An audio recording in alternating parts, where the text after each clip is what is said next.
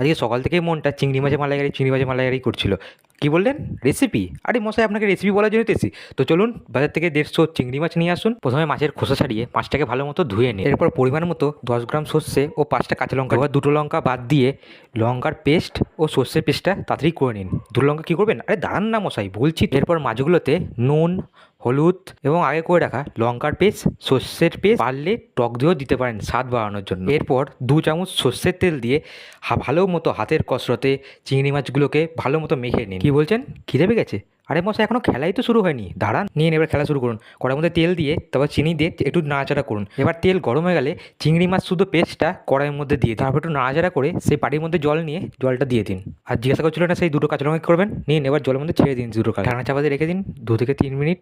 আর 8 থেকে 9 মিনিট পর চিংড়ি মাছগুলো শুধু দেখুন সেদ্ধ হয়েছে কিনা এবং জলটা শুকিয়েছে কিনা। ব্যাস, তারপর আর কি পরিবেশন করুন এবং আঙুল চাটতে চাটতে উঠুন।